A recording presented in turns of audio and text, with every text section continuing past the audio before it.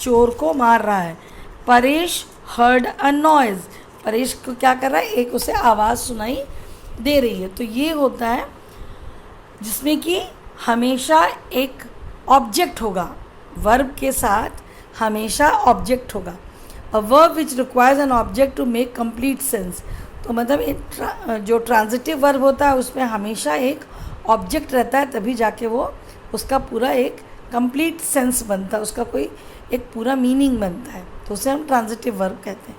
अब intransitive verb क्या होता है, it does not take an object और डज नॉट ट्रांजिट और pass over the action from the subject to the object. Intransitive verb में क्या होता है, इसमें जो है ऑब्जेक्ट जो है वो पास नहीं होता है और ना ही उसका जो एक्शन है वो सब्जेक्ट पे उसका इफेक्ट पड़ता है।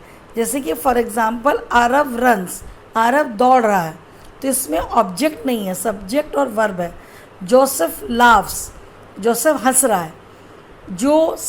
जो स्लीप्स, जो सो रहा है, तो इसमें क्या है, कोई ऑब्जेक्ट नहीं है, तो इस वजह से ये इनट्रांजिटिव वर्ब कहलाते हैं, जो कि पास नहीं होते हैं सब्जेक्ट से ऑब्जेक्ट में। ठीक है, अब जैसे हम कुछ सेंटेंसेस हैं यहाँ पे, उसे पढ़ते हैं। The girl skip, the moon shines, Ramu runs. तो the verb skip, shines and runs make complete sense and do not require any object. तो जैसे कि ये जो तीनों सेंटेंस हैं, इसमें पूरा कंप्लीट उसका सेंस हमें पता चल रहा है, लेकिन इसमें यहाँ पे कोई भी ऑब्जेक्ट नहीं है। लेकिन a verb that does not need an object to make complete sense is known as intransitive verb.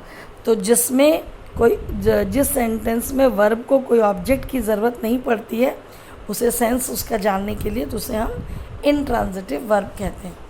अब यहाँ पे इसके कुछ एक्सरसाइजेज हैं, तो इन एक्सरसाइजेज को अपनी कॉपी में करिएगा।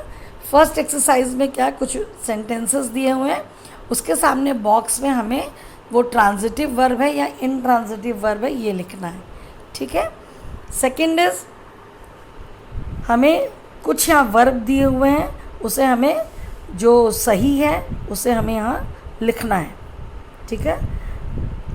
अब इस नीचे वाले एक्सरसाइज में क्या है, हमें वर्ब को ढूंढना है, उसे चूज़ करना है और उसे अंडरलाइन करके और यहाँ पे लिखना है।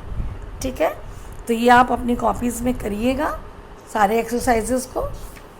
Okay students.